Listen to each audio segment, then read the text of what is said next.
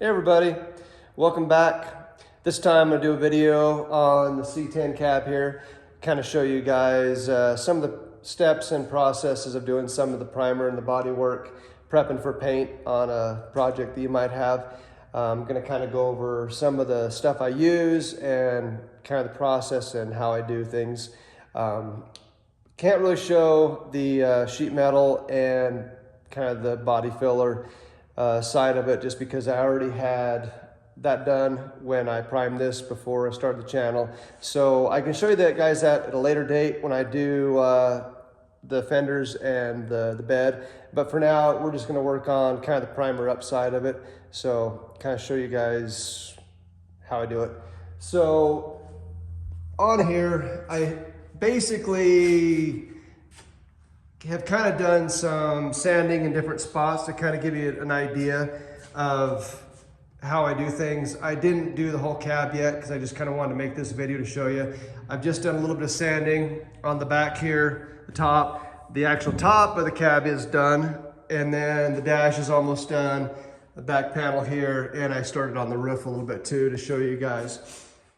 But on the last video, I discussed how spray the primer on and then put the guide coat over it. And what the guide coat is for is so when you're sanding, you want to sand past the guide coat so you have a smooth surface like this, but you don't want to go down past your base. And my base on this is the black epoxy. And so when I'm sanding, as you can see, we have you have the low spot here, which is the guide coat. This spot that I want to be to right here, which is the primer, and then we have a little bit of a high spot right here, which is the epoxy base. So in this situation, what I wanted to show you guys is right here will definitely be filled with one more coat of primer. And on a project like this, I expect to do 2 solid coats of high build primer, you know, sanding in between each coat. And, well, I should rephrase that. When I'm doing the primer, I like to do 2 or 3 heavy wet coats, let it dry, and then sand it all down, and then do another couple wet coats of primer. And then when it's sanded down that second time, it should be ready for paint.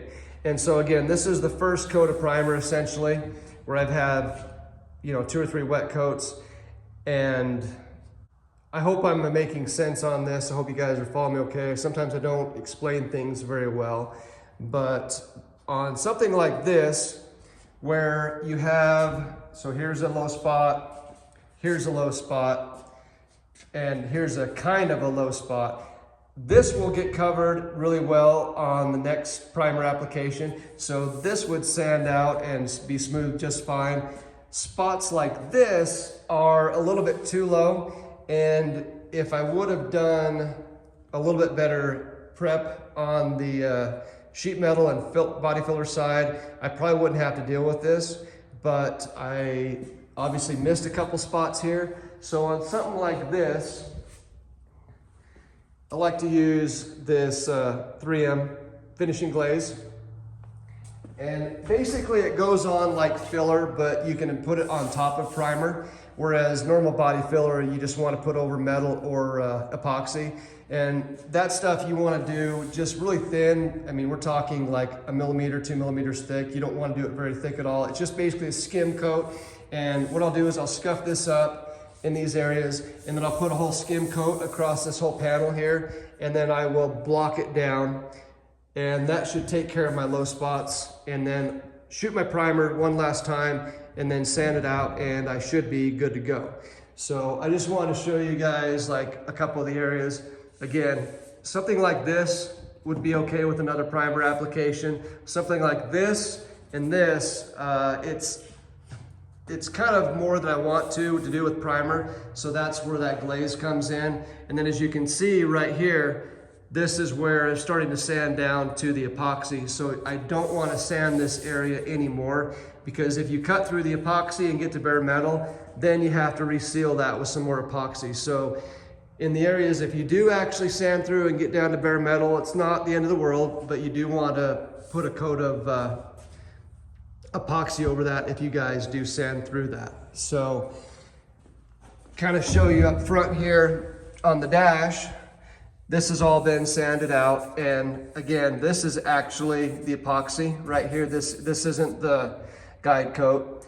That is still guide coat that I need to sand. That's one last spot I've got to do, but this has all been sanded out. And as you can see, this is all smooth and it has not been sanded down past the epoxy. So this is actually ready for paint. And then this is what I actually want the outside of the cab to look like, where it's all nice and smooth and there's no high or low spots on it. And that's kind of what I'm shooting for with the entire thing. So gives you an idea of how you want to sand your project and how you want to try and do it so you get a nice smooth surface. I don't know if this is going to show it with the light. I hope you can look down there and you can kind of see there's a little bit of waviness, and that's what I want to get rid of. And that waviness, while it doesn't look like much, it's not perfectly smooth. And again, that's what the different layers of primer and the sanding and blocking is what you need to do to get rid of issues like that, so you have a nice straight panel. Now, as far as the sanding process, blocks like this is a 3M block and it's rubber. This works really good for your final wet sanding, but as far as trying to get a panel straight, I don't think I'd recommend this because it flexes too much. So if you put any amount of pressure on it, it flexes and it will actually kind of fall into the highs and low spots, and you'll have a hard time getting a panel straight with that. What I like to use to get a panel straight are these DuraBlocks. You can buy these individual or you can buy them in kits. These are really rigid. They do have a little bit of flex to them, so you can, it will flex enough. So if you have like a rounded edge like this where it's, got a very slight curve, these blocks work really well for that. And they come again in different lengths. Two of them I'm using here are, you can see the different lengths, what I'm doing for this. So this is the block I would use for this piece and this piece. That shorter block is what I used for up here. And that's what I like to use for larger areas. And they make really shorter blocks for doing smaller areas, and they make curved blocks and different things for doing areas like this. But I really like these because they're rigid and they will give you a nice flat surface, especially if you're doing dark colors like black. So that's what I recommend for doing the sanding. They really aren't that expensive and they last quite a while. They just use regular stick-on sandpaper that you can buy by the roll of like 30 yards. So sandpaper is fairly inexpensive too. Just rip off a piece and stick it on and you're good to go for sanding for a little bit. I guess the other thing I should mention or go into is what I'm using for the primers, the epoxies and the high build primer. What I like to use for that, it's a little on the expensive side. I don't know if I've gone into this in a previous video or not, so I'm just gonna go over it on this one. There's lots of epoxies and lots of primers you can use to fit your budget. The only thing I will definitely recommend is make sure you use a two-part catalyzed epoxy primer that go over your bare metal. It's really important. Some guys like to use a self-etching primer.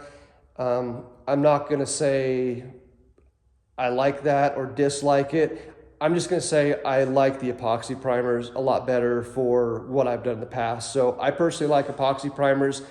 Other guys might like a self-etching primer. But as long as it's a two-part epoxy primer where you have the primer and a catalyst, and then you can actually add a reducer in there to reduce it down a little bit if you want to use it as a sealer coat in between your primer and your base and clear, you can do that as well. But I really like the epoxies. They've worked out really good for me in the past. And then as far as your high build primer, again, depending on what your budget is, there's lots of different primers out there, but just make sure it's a two-part catalyzed primer, a 2K primer. It'll get you the best result. So just make sure it's a two-part primer. What I've been using on this is new to me. I've kind of stepped it up a little bit. This, I want to have really nice paint jobs, so I'm kind of spending more money on the materials. So again, while it might not fit your budget, there's a lot of other stuff out there that you can use that will work really well. But on this one, I'm using all PPG, paints, primers, sealers, epoxies. The only thing I'm not using is the fillers. The fillers, I'm using 3M stuff for it. But getting into the epoxies and the primers, on this one, I'm using the DP line for the epoxy. The DP90LF is just their black colored epoxy, and then you have to have the DP401LF, and that's your catalyst. And the mixing ratios are on the primer itself, so if you've ever got any questions, as long as you don't cover it up with paint when you're mixing, it's right on there.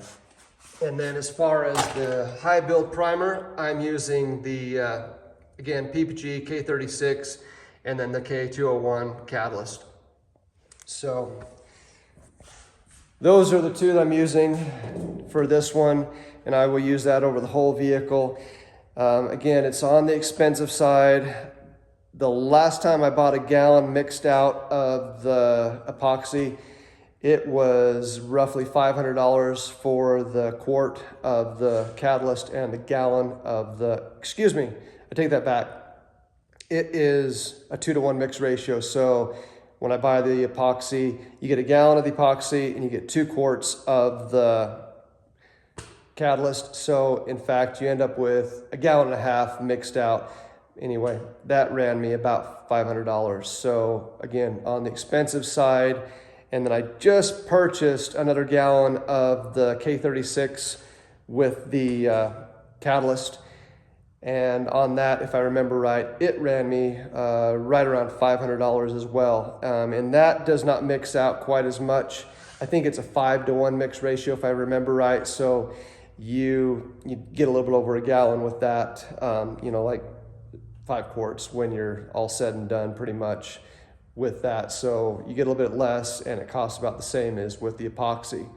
So again, it's on the expensive side, and I realize for a lot of people that's not within your budget. I have used some other stuff. I know Napa carries Martin Sr., if I remember right, and they offer a couple of different grades of primers. And I know their one grade that I used on a previous project, it was like half the cost of this stuff. So there's a huge price difference in your paint supplies depending on where you get it from. And most paints offer different grades, like a high and a low, or a high, medium, and low grade. So again, there should be something hopefully for every budget out there. So I hope I've answered some of the questions on kind of the priming and sanding aspect on this. I will say, for the most part, I prefer to wet sand primer just because it's way less messy. You can do something like that, you know, in your shop and not have dust everywhere. If you dry sand, I recommend taking it outside because it just makes a mess.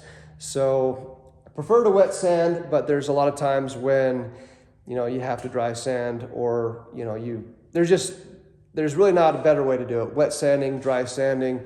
The end result's pretty close to the same. I will say though, the second time around, right before paint, I do really like to do that last sanding as a wet sand.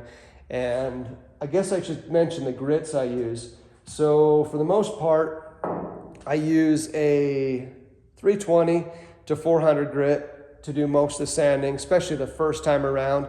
And then the second time, after the second coat of primer, I usually use the 320 to 400 for a little bit, and then I go to a 600 grit for kind of the final sanding to get the smoothest surface as possible, and then that's what I'll put my paint on top of. So those are the grits I use. And as far as the sandpaper, I just use whatever usually is a good deal. I mean, better sandpaper does tend to last a little longer, but I haven't noticed a huge difference to pay a lot more for the premium sandpaper. So I usually just use whatever I can get a good deal on for the sandpaper. So anyway, hope Hope you guys enjoy the video. Hopefully I've answered some of the questions on this.